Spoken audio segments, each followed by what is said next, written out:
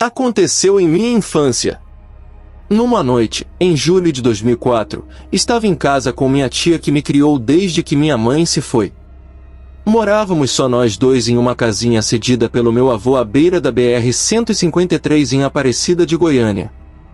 Enquanto ela assistia a novela, me sentei no chão do corredor e comecei a ouvir a rádio no MP3 que havia ganhado no meu aniversário de 9 anos. A noite estava fria e caía uma fina chuva sobre o telhado de barro, deixando alguns cantos do casebre umedecidos pelas goteiras.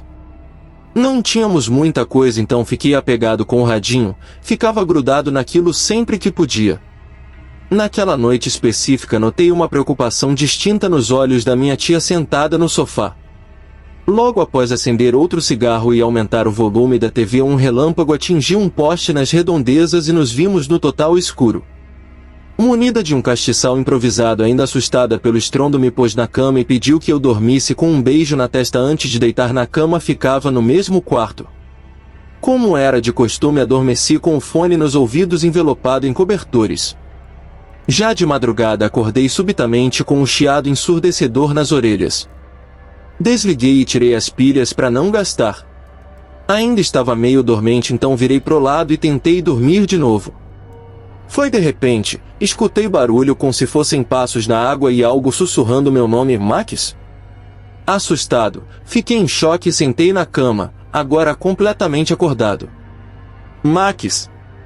A voz era autoritária, rouca e se aproximara. Engoli a seco já tremendo. Era comum naquela época invasores roubando botijão de gás nas casas afastadas. Tateei o chão procurando meu chinelo, mas a voz me interrompeu, agora grunhindo: Max. Ofegante respondi: tia, para com isso. Sem resposta falei de novo, gaguejando pelo choro inevitável: tia, o que cê quer? No fundo eu sabia que aquilo ali não poderia ser ela, mas naquele momento eu só queria que tudo acabasse.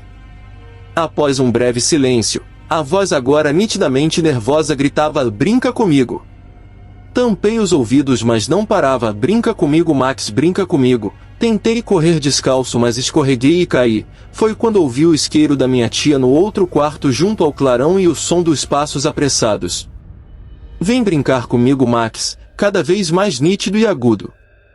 Ela rompe pela cortina que servia de porta do quarto com uma vela na mão, me perguntando quem estava ali. Eu disse que não sabia enquanto me levantava. Foi quando ouvimos novamente: brinca comigo, Max, dessa vez lenta e pausadamente. Sem entender a situação, mais nitidamente assustada, minha tia me pegou pelo braço e saiu pela casa gritando por socorro e clamando por Deus e a Virgem Maria. A vela apagava vez ou outra, aumentando o clima sombrio. Percebemos que todas as portas e janelas estavam fechadas e nos vimos trancados ali com aquilo. Tremendo, ela tenta abrir a porta, mas a vela apagou novamente por conta da escuridão e do desespero deixou cair a chave no chão molhado. Enquanto nos abaixamos para recuperá-la, a voz que havia se calado retorna estridente: você vai brincar comigo, Max? Essa frase me perseguiu por anos, a maldade com que foi dita só ouvindo para entender. Desesperada, minha tia desiste da chave e tenta arrombar a porta. Petrificado ao lado dela, observava a escuridão, sabendo que minha vida nunca seria a mesma. Por segundos que mais pareciam meses, ficamos ali empurrando a porta sem sucesso enquanto uma gargalhada infantil vagava pela casa. Finalmente escutamos os vizinhos, donos de uma chácara nas proximidades, chegando com lanternas. Os dois homens arrombaram a porta enquanto minha tia dizia que tinha alguém lá dentro, balbuciando com as duas mãos tapando meus olhos. Após uma minuciosa revista, não encontraram nada nem ninguém. O telhado estava intacto e as trancas firmes. Dormimos na casa do meu avô naquela noite, ou pelo menos tentamos. Percebi que ele e minha tia sussurravam próximos a um altar que meu avô, muito religioso, mantinha bem no centro da sala. No dia seguinte fui forçado a ir para a escola sem material algum. No fim da aula fui surpreendido com um caminhão de mudanças. Nunca mais voltamos naquele casebre e, apesar de ter visto toda a situação, minha tia sempre negou o acontecido. 2 anos atrás minha tia pegou uma pneumonia muito forte, que a levou. Retornei à minha velha cidade para vê-la e, já debilitada, ela me confessou algo. Disse-me que quando era jovem se apaixonou por um rapaz e engravidou. Meu avô a forçou a tirar o bebê e o aborto foi feito naquela casinha em que moramos por quase 5 anos. Ela disse que não guardava rancor, mas que no período em que tivemos de morar lá por conta de problemas financeiros foi atormentada dia e noite pelas memórias dos filhos perdidos, já que somente durante o aborto descobriram que eram gêmeos. Infelizmente ainda hoje tenho pesadelos sobre isso. A casa continua lá, cada vez mais abandonada. Por vezes pensei em ir até lá para fazer uma oração, mas me falta coragem. Eu senti ódio e dor naquelas vozes. Talvez serei atormentado pela lembrança até o fim dos meus dias. O estagiário.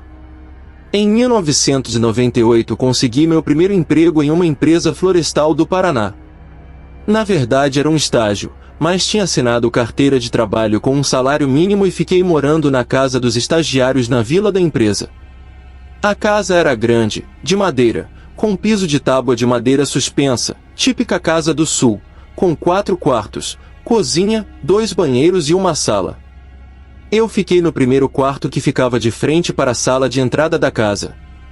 Nos 6 meses que morei na casa, a maior parte do tempo fiquei sozinho. De vez em quando hospedavam trabalhadores temporários lá, alguns pesquisadores, mas ficavam no máximo 2 semanas e voltava a ficar sozinho naquela casa enorme. Contavam histórias do tempo de glória da casa dos estagiários, onde chegavam a abrigar até 8 estagiários de uma vez. Na empresa que eu trabalhava era de plantação de laranja, e nas fazendas tinham muitos córregos e cachoeiras. Uma delas, quando era tempo de verão, os estagiários gostavam de ir nadar, eu mesmo cheguei a nadar nessa cachoeira. Só que alguns anos antes de eu chegar, um dos estagiários tentou atravessar a cachoeira por debaixo da queda d'água e caiu no poço. Morreu afogado. Uma morte horrível, pois contam que dava para ver que ele tentava sair do poço, mas a força da queda d'água não deu chances para ele. Os bombeiros demoraram horas para retirar o corpo do estagiário do local. Disseram que o corpo dele ficou todo furado do arpão que os bombeiros usaram para retirá-lo. Uma grande tragédia. Falaram que a partir daquele incidente a casa dos estagiários ficou mal assombrada, que a alma penada do estagiário passava sua eternidade achando que ainda estava fazendo estágio. Obviamente que eu achava que era só história para assustar novos estagiários, principalmente eu, que estava morando sozinho na casa. Mas de fato aconteceu essa tragédia. Uma noite, fazia muito, mas muito frio. Eu estava na frente do fogão a lenha me aquecendo antes de ir dormir. Devia estar abaixo de 0 de tão frio. Tomei um chá quente, certifiquei-me que as portas estavam fechadas e fui para o quarto. Fiquei assistindo um pouco de televisão, estava com insônia e o frio era grande. Foi quando escutei um barulho que vinha da cozinha, como se alguém tivesse pisado no assoalho. Olha, quem já viveu em casa velha com assoalho de madeira sabe o barulho que faz quando pisamos. Dá até para saber em que ponto da casa a pessoa está andando. Fiquei em alerta. Podia ser somente a madeira estalando por conta do frio e o calor do fogão a lenha fazendo a madeira dilatar. Continuei assistindo, o sono já estava chegando. Quando, novamente o barulho. Sentei na cama. Ouvi como se fossem 2 passos. Estava na cozinha. Tentei lembrar se realmente havia fechado a porta da cozinha que dava para o alpendre de fora. Nessa altura comecei a ficar nervoso. Então os passos começaram. Era como se estivesse dando voltas na mesa. Os passos não paravam. O barulho do assoalho rangendo era assustador. Comecei a tremer. Tinha certeza de que havia fechado a porta. Foi quando os passos pararam. Meu coração estava batendo forte, quase dava para ouvi-lo. Logo os passos mudaram de direção. Agora estavam no corredor que ligava à cozinha, passando por 3 quartos até chegar na sala e na frente da porta do meu quarto. Os passos estavam lentos, eram como se demorassem alguns segundos para avançar, o barulho cada vez mais próximo. No desespero eu gritei: "Quem está aí?" Os passos pararam. Pensei que seria uma pessoa que havia entrado para roubar. Mas quem? Não havia nada de valor na casa e todos da vila sabiam que era a casa dos estagiários. Os passos voltaram, e aumentaram a velocidade, já quase na frente da porta do meu quarto. Meu coração estava saindo pela boca. Quando os passos chegaram bem na frente da porta do meu quarto, eles pararam. Não se moveu mais. Gritei novamente: "Quem está aí?" Nada de resposta. Foi quando eu pulei da cama, corri e fechei a porta do quarto na chave, voltei para a cama e me cobri com o cobertor da cabeça aos pés. Os passos reiniciaram e ficaram andando na sala em frente ao meu quarto. Eu comecei a rezar com todas as minhas forças, estava apavorado. Rezei, mas rezei tanto que fiquei tão cansado ao ponto de dormir. Na manhã seguinte acordei e lentamente saí do quarto. Olhei as duas portas, fechadas. Olhei todas as janelas, fechadas. Ninguém havia entrado, ninguém. Depois fiquei sabendo que o estagiário que morreu dormia no mesmo quarto que eu. Por via das dúvidas, mudei de quarto. O lobisomem no sítio. Talvez algumas pessoas não acreditem em coisas sobrenaturais e que pensem que tudo não passa de invenção da mídia, porém somente quem passou por algo semelhante ao que eu passei sabe que o desconhecido, o sobrenatural e o mal estão por aí à espreita, e precisando apenas de uma oportunidade para se manifestar. O fato que vou narrar ocorreu há muito tempo quando eu tinha apenas 10 anos de idade e tinha ido passar as férias escolares em um pequeno sítio em Papanduva, uma cidade do estado de Santa Catarina. Junto com meus pais e minha irmã estavam meus tios e um primo de 14 anos, que apesar da idade diferente da minha, se dava muito bem comigo me ajudando a explorar o mato e as novidades do campo. Subíamos em árvores, pescávamos em tanques, observávamos animais silvestres e nos divertíamos muito. À noite eu sentia um pouco de medo dos barulhos que vinham do lado de fora da forte casa de madeira. Sempre existia cantos de pássaros, insetos e outros animais noturnos que eu nunca havia ouvido na minha vida na cidade, mas ficávamos conversando sobre os acontecimentos do dia e eu adormecia cansado dos exercícios físicos que a vida de brincadeiras no sítio proporcionava. Certa noite todos na casa se reuniram em uma casa vizinha para um banquete da roça, com porco assado, saladas, milho verde, bolos, tortas e outras comidas caseiras. Após a refeição os adultos ficaram conversando e eu e meu primo acabamos por ficar entediados com aquilo tudo. Então pedimos autorização para ir embora. O filho do vizinho nos levaria de charrete até a casa e lá iríamos dormir. Acreditando que não haveria risco algum, e sabendo que o garoto de 13 anos levaria uma pequena espingarda consigo, nossos pais não viram problema algum.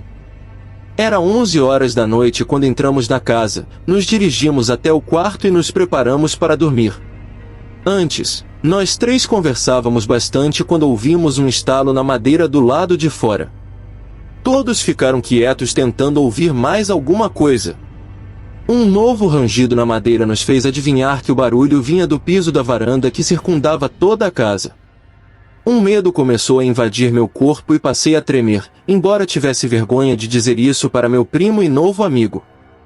Sem fazer barulho, o filho do vizinho desligou o fogo do lampião que iluminava o quarto.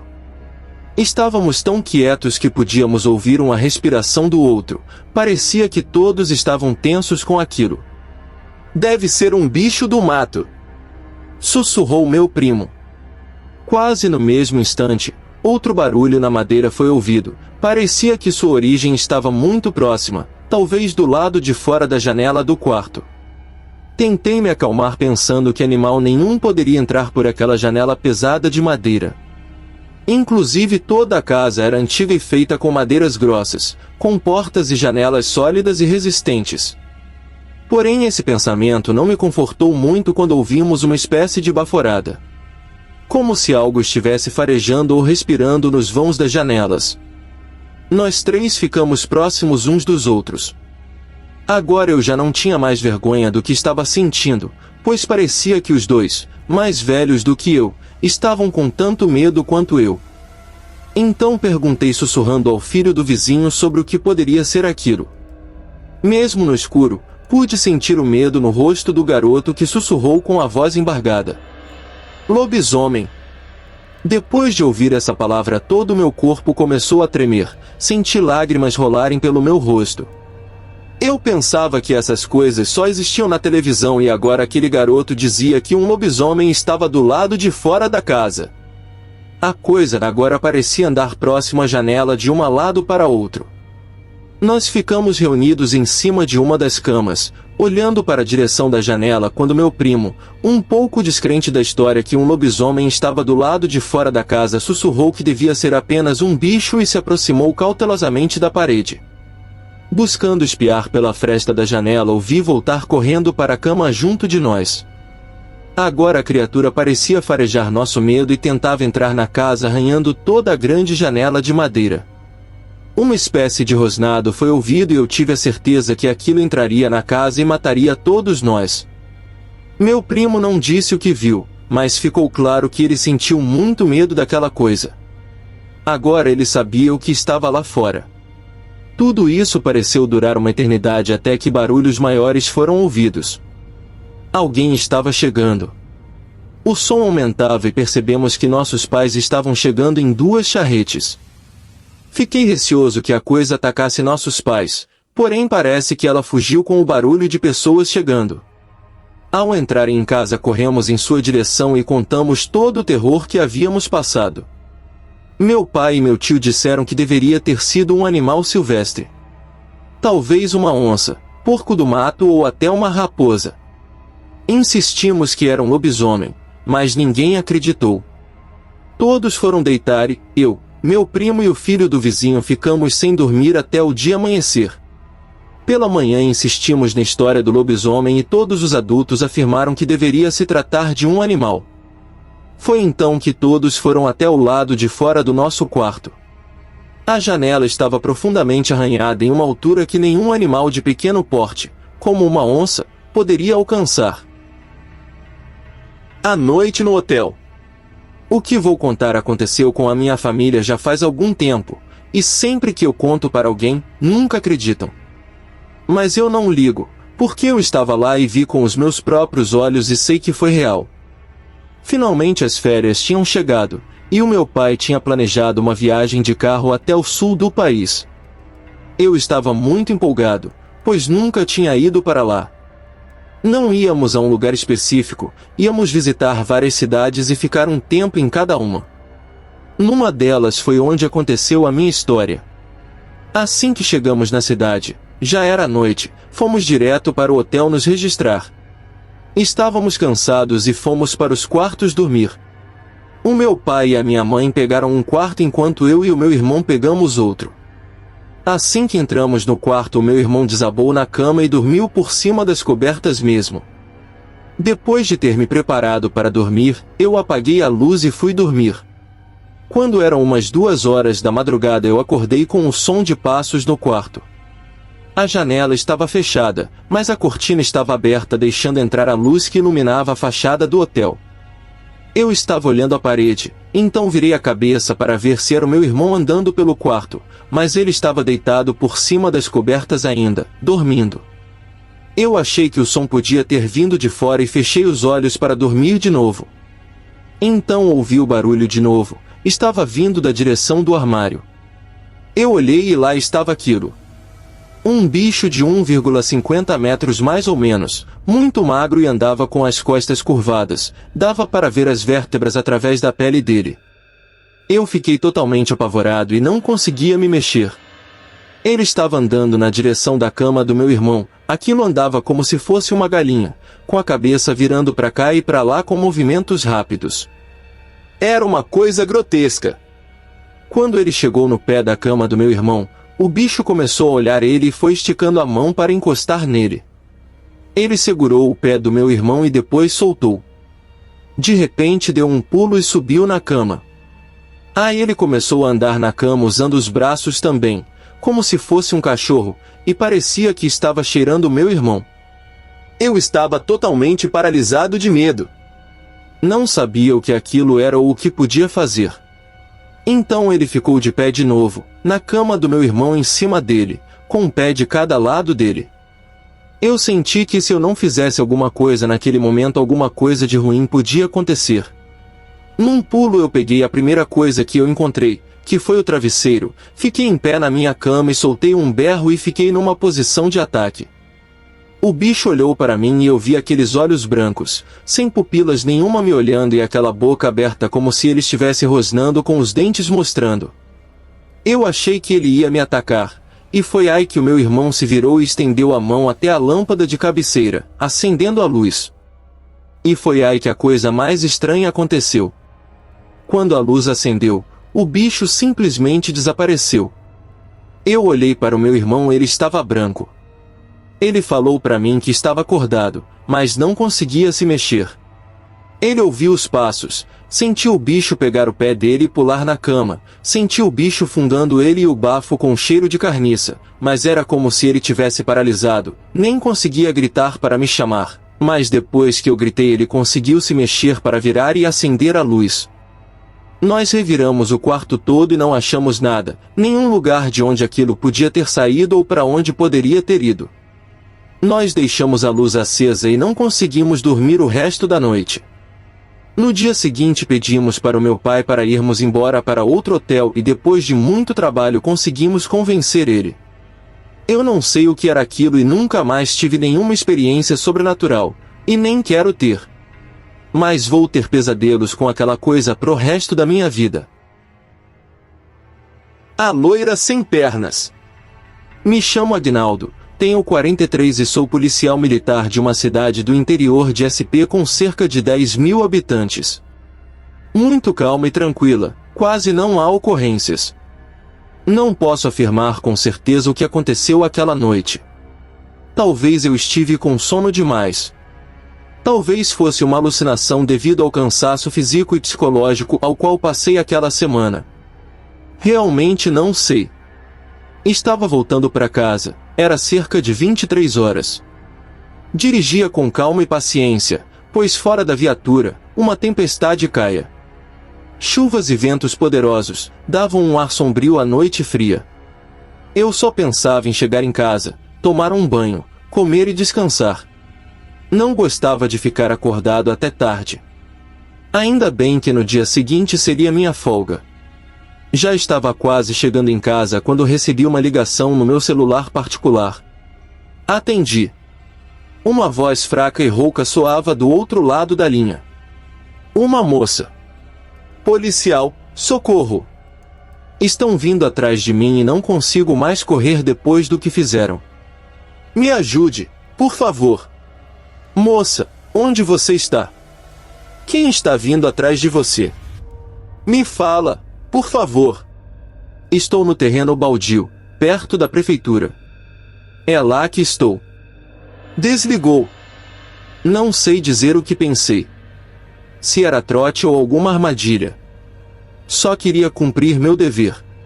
Voltei correndo em direção ao local descrito. Eu sabia onde ficava. Um terreno abandonado, de mato muito alto. Mal cheguei perto do lugar, e meu coração quase pulou pela boca com o que vi. Na minha frente, a poucos metros, um corpo se retorcia de dor. Sem as pernas. O corpo de uma moça loira. Ela apontava para a direção do terreno à frente. Parei na hora. Porém, no momento em que desci da viatura, o corpo sumiu num piscar de olhos. Acendi a lanterna e olhei para todos os lados. Simplesmente desapareceu. Fiquei sem entender aquilo. Mas, tomando um pouco de coragem que me restava, segui rumo ao terreno. A chuva tinha diminuído, mas ainda caía. O vento soprava forte, gelando meu corpo. Mas o que eu vi quando iluminei atrás de uma moita de capim, me gelou infinitamente mais.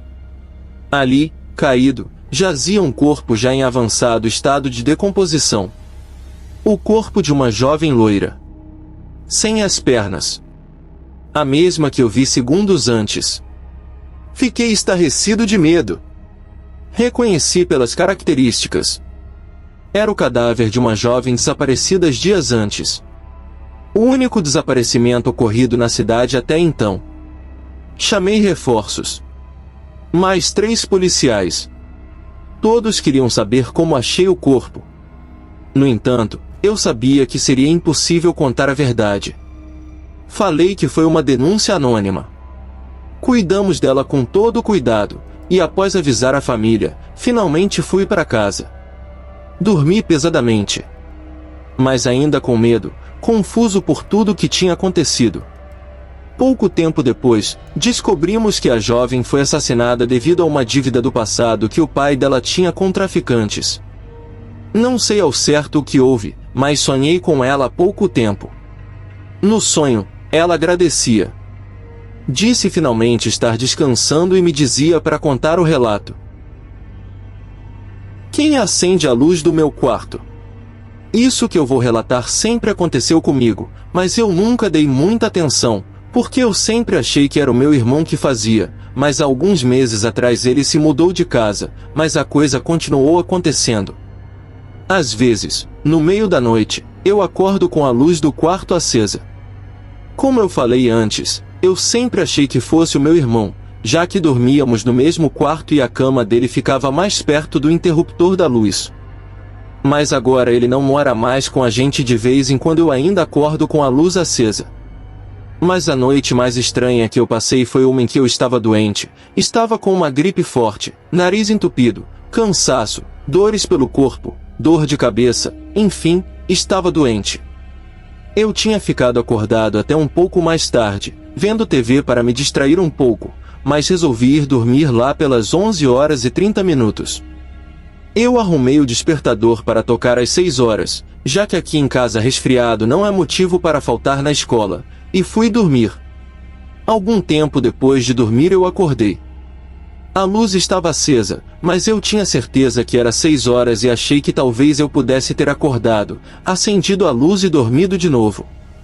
Eu sentei na cama e olhei para o aparelho de som, que é o meu despertador, e vi que ele estava desligado, mas a luzinha do alarme estava acesa ainda, indicando que o alarme não tinha tocado. Eu olhei para o relógio e vi que ainda eram 1h30. Eu estranhei, porque eu podia jurar que tinha acordado com música tocando, a minha orelha estava até apitando, como se eu estivesse escutando música alta. Na hora eu nem pensei muito, só pensei que tinha mais tempo para dormir, então desliguei a luz, que fica bem longe da minha cama, e entrei embaixo do cobertor de novo. Depois de um tempo, eu acordo de novo, com a luz acesa. Eu podia jurar que eram 6 horas já.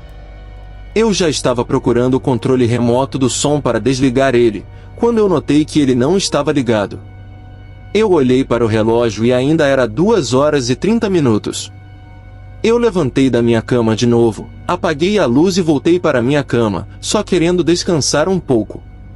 Então, eu acordo de novo, com a luz acesa de novo. Dessa vez sem levantar eu olho no relógio e ainda são 3 horas. Eu já estava bravo e comecei a olhar em volta, esperando ver alguém no meu quarto, mas não tinha ninguém. Quem estava acendendo a maldita luz? Eu levantei pé da vida e apaguei a luz com um tapa e me joguei na cama, muito cansado ainda. E de novo eu acordo. Dessa vez são 4h15 da manhã. A luz acesa, machucando os meus olhos. Eu só peguei o travesseiro e joguei no interruptor, apagando a luz, e baixei a cabeça de novo, para dormir um pouco. Mas não demorou muito para eu acordar, agora às 4h50, com a luz acesa de novo. Eu pensei, se você quer ficar acesa, que fique. Peguei o meu cobertor e o meu travesseiro, que ainda estava no chão, e fui dormir na sala o resto do tempo que tinha me sobrado, deixando a maldita luz acesa. Quando deu 6 horas eu acordei com o som do quarto tocando. Era hora de levantar e me arrumar. Quando eu entrei no meu quarto a luz estava apagada. Eu só desliguei o som e me arrumei e fui para a escola. Quando voltei para casa eu perguntei para todo mundo se alguém tinha ido no meu quarto na noite anterior ou de manhã, e ninguém falou o que foi. Quem acendeu a luz durante a noite? E quem apagou a luz de manhã?